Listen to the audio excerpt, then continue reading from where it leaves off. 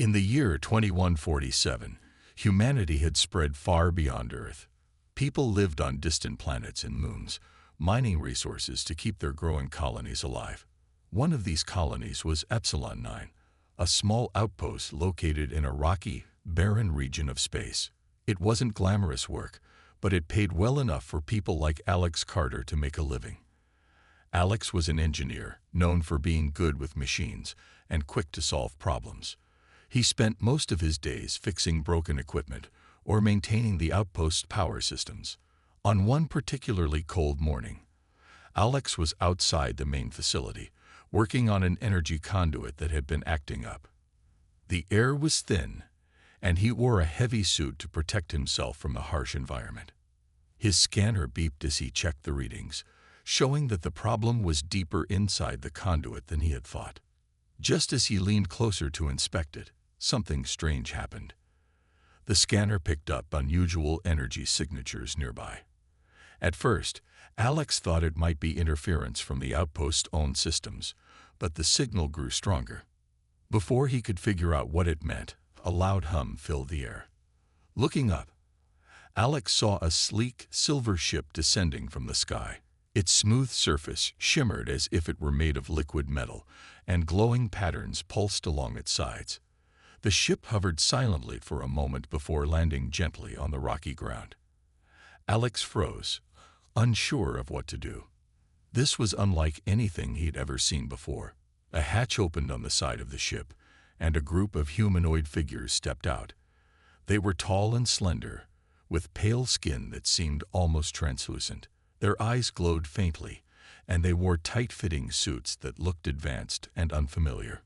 Alex raised his hands slowly, trying to show he wasn't a threat. One of the aliens stepped forward, holding a device that emitted a soft blue light. It spoke in a voice that sounded both mechanical and melodic, saying they came in peace but needed access to Earth's resources. Alex hesitated. He knew he didn't have the authority to make such a decision. But before he could respond, another alien raised a weapon that crackled with energy. A bright bolt shot toward him, narrowly missing his shoulder. Instinctively, Alex braced for impact, expecting pain or worse. But instead of feeling injured, he felt different. A strange warmth spread through his body, and his mind buzzed as though electricity coursed through him. When he opened his eyes, he realized he was unharmed. The aliens paused, clearly surprised by what had just happened. Alex looked down at his hands, which tingled slightly. Whatever that weapon had done, it hadn't hurt him. In fact, it felt like his body had absorbed the energy somehow, confused but alive. Alex took a cautious step back. The aliens exchanged looks among themselves, speaking in low tones he couldn't understand.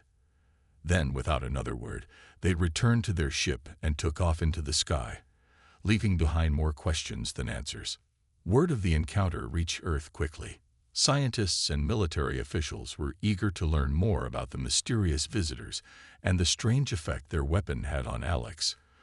For now, though, Alex remained on Epsilon 9, still trying to process what had happened. Little did he know, this event would change not only his life but the future of humanity itself. News of the strange encounter on Epsilon 9 reached Earth within hours. The story spread quickly, from news outlets to scientific journals, capturing the attention of everyone. Dr. Emily Ross, a leading xenobiologist, was one of the first to hear about it. She had spent years studying how humans adapted to new environments, but this was something entirely different. When she learned that Alex Carter, the engineer who survived the alien weapon, was unharmed despite being hit by an energy blast, she knew she had to investigate. The United Nations Space Council arranged for Alex to be brought back to Earth immediately. He was taken to a high-security research facility where Dr. Ross and her team waited. At first, Alex felt nervous. He wasn't used to being the center of attention, and the thought of being poked and prodded by scientists made him uneasy. But he also wanted answers. Why had the alien weapon not hurt him? Was he special in some way, or could others do the same thing? Dr. Ross began by running tests. She took blood samples, scanned Alex's body, and even exposed him to controlled bursts of energy in a safe environment. What she discovered shocked her. Alex's cells had changed after the attack. They weren't just healing faster, they were adapting. His body had somehow absorbed the energy from the alien weapon and used it to strengthen itself. It was as if his biology had evolved in real time to protect him. But Alex wasn't the only one who showed signs of this ability. Reports started coming in from other colonies where humans had encountered the aliens, known as the Vailith. Soldiers, miners, and even civilians described similar experiences. Some said they felt a tingling sensation when hit by the Vailith weapons, while others reported feeling stronger afterward. Dr. Ross realized this wasn't just about Alex, it was about humanity as a whole. Humans seemed to have a unique gift, the ability to adapt to energy-based threats almost instantly. Meanwhile, tensions between humans and the Vailith continued to rise. Kelvor, the leader of the Vailith, grew impatient. He claimed his people needed Earth's resources to survive and accused humanity of hoarding them. Talks between the two sides broke down, and skirmishes erupted near human colonies. Captain Ryan Mitchell, a soldier stationed on the front lines, noticed something unusual during these battles. His troops were surviving energy attacks far better than expected. Even those hit directly by the glowing blue blasts managed to recover quickly, often returning to fight moments later. Back at the research facility, Dr. Ross shared her findings with the Space Council. She explained that humanity's adaptability might be the result of centuries of evolution. Humans had always been good at overcoming challenges, whether it was harsh climates, diseases, or technological changes. This ability seemed to extend to energy weapons as well. For the first time, humanity had a clear advantage over an advanced alien species. However, not everyone was excited about this discovery. Senator Gregory Hayes, a vocal critic of working with aliens, argued that humanity should use its newfound strength to drive the Vailith away. Why should we help them? He asked during a heated council meeting. They came here demanding our resources. Who's to say they won't betray us once they get what they want? Others, like Lieutenant Daniel Harper, believed cooperation was the only way forward. Harper had fought alongside soldiers who had survived impossible odds thanks to their adaptability. He saw the potential for a powerful alliance between humans and the Vailith, if both sides could learn to trust each other. As debates raged on, Alex struggled with his new role. People looked to him as proof of humanity's resilience, but he didn't feel like a hero. All he wanted was to understand why this had happened to him, and whether it would happen again. Little did he know, the answers would come sooner than expected, and they would change everything he thought he knew about himself and the universe. Dr. Emily Ross decided to take her research further. She wanted to see if other humans could adapt to energy weapons the way Alex had. The Space Council agreed to let her conduct experiments, but they insisted on keeping things secret. They didn't want the Vailith, or anyone else, to know too much about humanity's newfound ability. A group of volunteers was gathered, including soldiers, scientists, and even ordinary civilians who had survived encounters with the aliens. One of the volunteers was Sarah Bennett, a school teacher from a small colony near Mars. Sarah had been caught in a Vailith raid months earlier. She remembered the fear she felt when their glowing weapons fired at her, but instead of collapsing, she had stood up moments later, shaken but alive. At the time, she thought it was luck. Now, she wondered if there was more to it. The experiments began in a secure lab. Dr. Ross used controlled energy blasts, similar to what the Vailith used, to test how the volunteers reacted. Each person was monitored closely, with machines tracking their heart rate, brain activity, and cellular changes. The results were fascinating. Some volunteers adapted quickly, their bodies absorbing the energy almost instantly. Others took longer, but all showed signs of improvement after repeated exposure. Sarah was one of the fastest to adapt. Her cells seemed to restructure themselves within minutes, making her resistant to the blasts. As the tests continued, Dr. Ross noticed something else. The volunteers weren't just becoming resistant, they were getting stronger. Their muscles healed faster, Their reflexes sharpened, and some even reported feeling more alert and focused.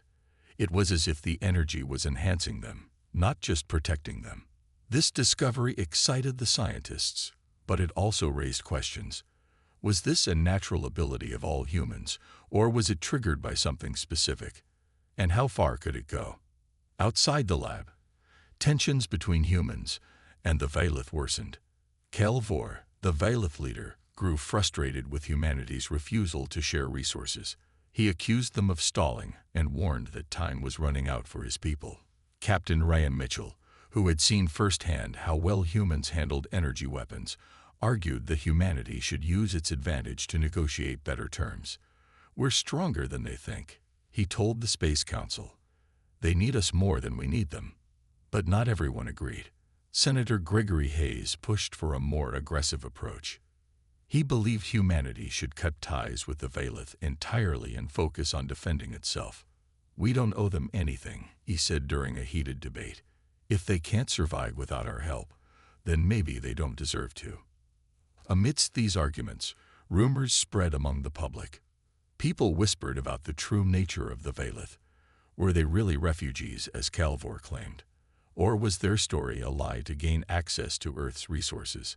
Conspiracy theories flourished, fueled by fear and mistrust. Some even suggested that humanity's ability to adapt wasn't random.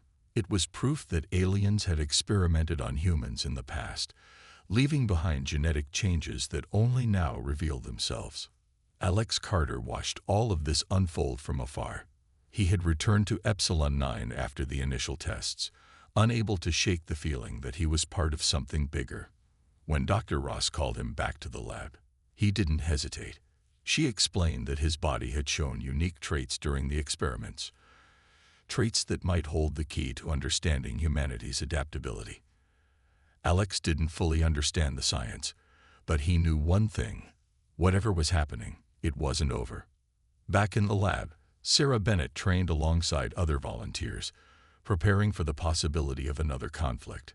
She never imagined she'd be learning combat skills or practicing dodging simulated energy blasts. But as the days passed, she began to feel a sense of purpose. Humanity's strength wasn't just physical, it was mental and emotional too. They were survivors, always finding ways to overcome challenges. And as long as they stayed united, Sarah believed they could face whatever came next. Little did anyone know, the real test was closer than they thought. The Vailith weren't the only ones watching humanity. Somewhere in the depths of space, another force was gathering, one that would push humanity's adaptability to its limits. As the experiments continued, Lieutenant Daniel Harper grew suspicious of the Vailith. He had fought in several skirmishes against them and noticed something odd. The Vailith seemed to know exactly how to provoke humanity into revealing their adaptability. Their attacks were calculated, never too deadly, but just enough to push humans to their limits. Harper began digging deeper, reviewing footage from past battles, and analyzing the aliens' behavior. What he found troubled him. Hidden in the data was evidence that the Vailith had manipulated earlier encounters. They hadn't stumbled upon Earth by accident. They had been watching humanity for years. The attack on Alex Carter wasn't a random event. It was a test. The Vailith wanted to see if humans could survive their energy weapons. Harper shared his findings with Captain Ryan Mitchell, who agreed that something wasn't right. Together, they decided to confront Alex about it. Alex listened carefully as Harper explained his theory. At first, he didn't want to believe it. The Vailith had claimed they were refugees, fleeing the greater threat. But Harper's evidence was hard to ignore. "They're using us," Harper said firmly. "We need to expose them before it's too late." Alex felt torn. On one hand, he trusted Harper's instincts. He was a seasoned soldier who had seen more than most. On the other hand, Kelvor, the Vailith leader, had always seemed sincere. Alex argued that helping the Vailith might still be humanity's best chance at survival. After all, if the Vailith were telling the truth about a larger enemy, humanity would need allies. Harper reluctantly agreed to give the Vailith the benefit of the doubt. For now. Meanwhile, Tensions between humans and the Valith reached a breaking point.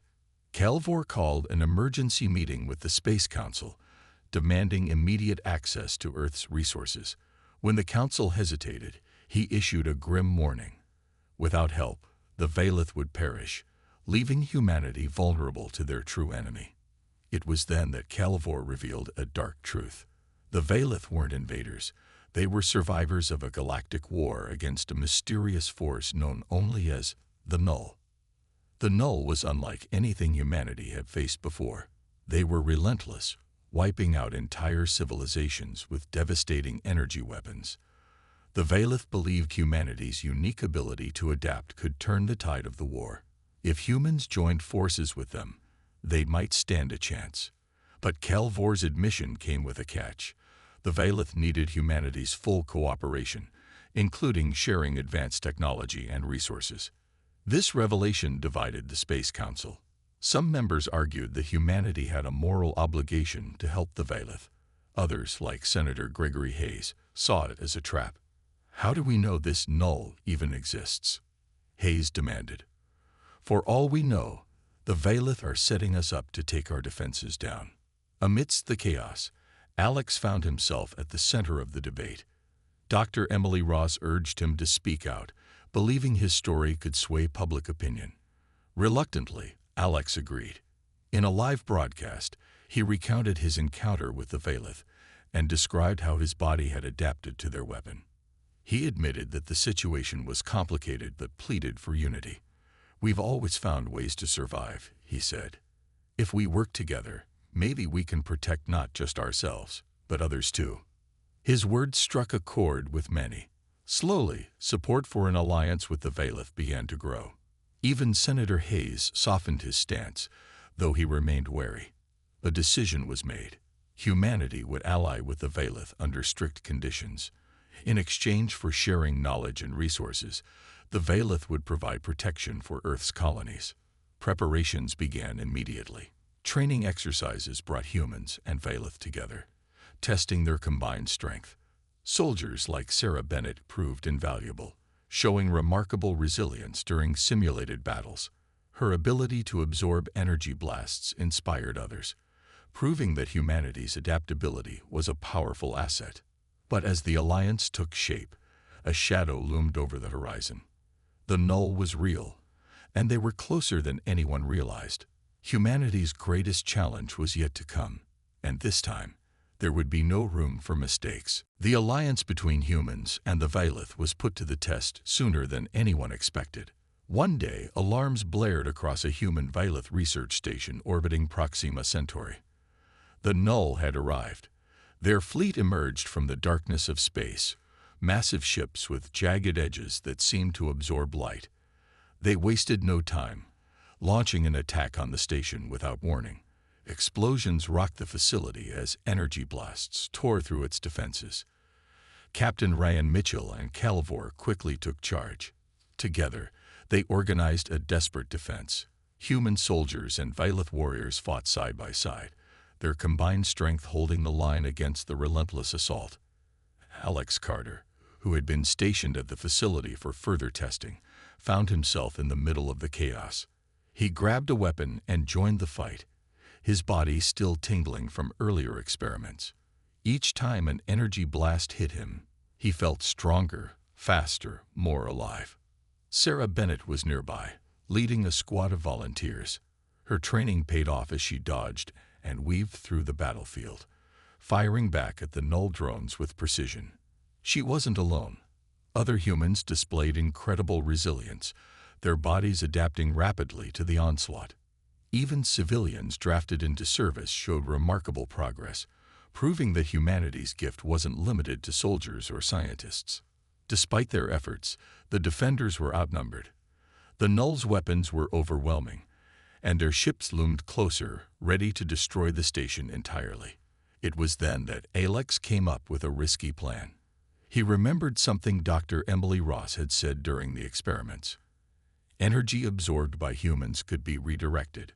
What if they used that ability to overload the Null Zone systems? Alex shared his idea with Captain Mitchell and Calvor. They hesitated at first, It was dangerous and untested, but with no other options left, they agreed to try.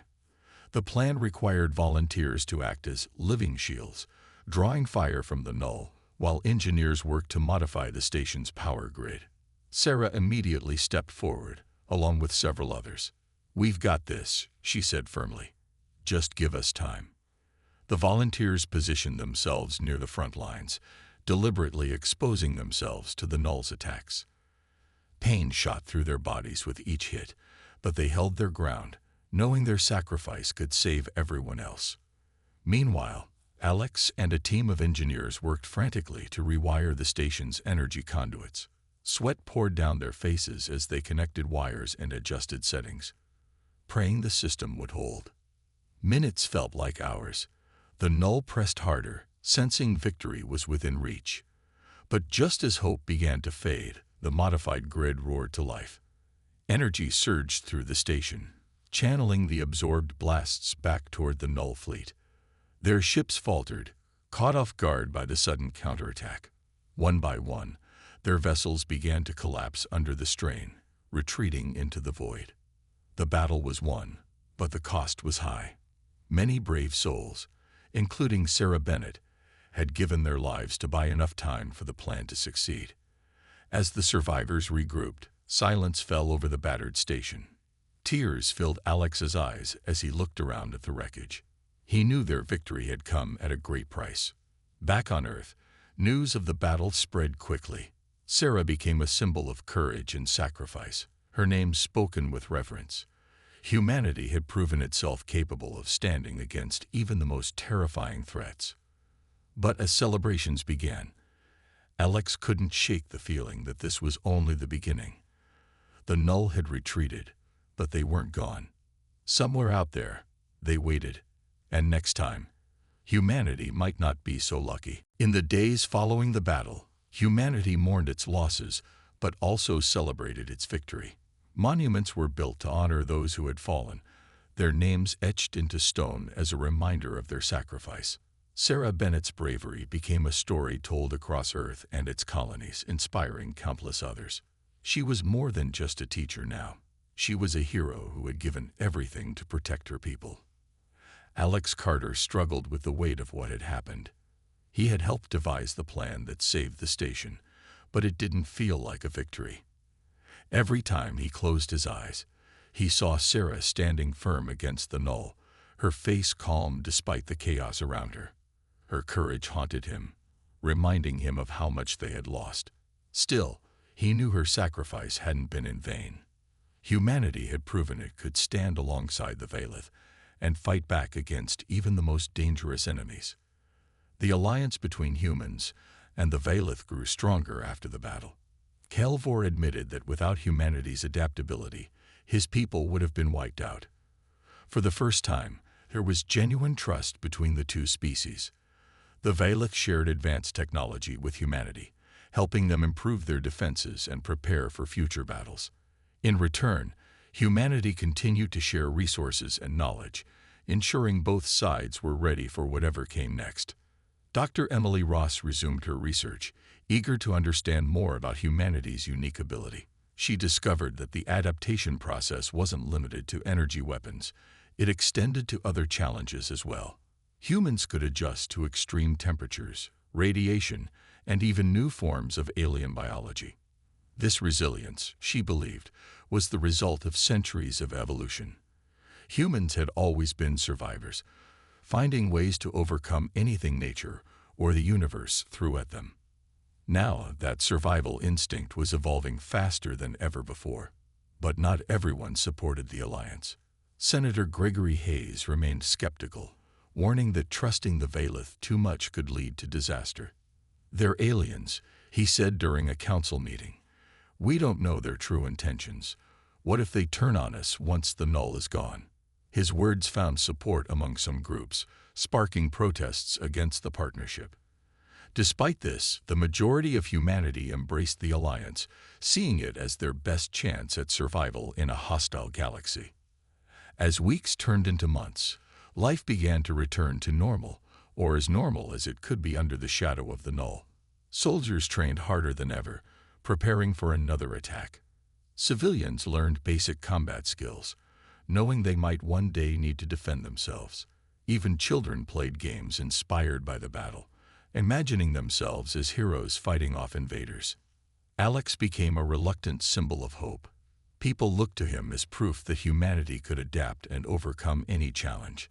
He often spoke at events, sharing his story and urging unity.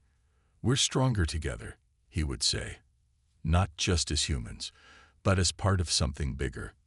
Deep in space, the Null watched silently. Their retreat had been strategic, a way to regroup and rebuild. They studied humanity closely, analyzing their tactics and abilities. Though defeated this time, they weren't gone. Somewhere in the darkness, they planned their next move, determined to erase this resilient species from existence. For now, though, humanity stood tall. They had faced an unimaginable threat and emerged victorious. With the Valith by their side and their own adaptability as a weapon, they were ready to face whatever came next. But Alex couldn't shake the feeling that the real test was still ahead.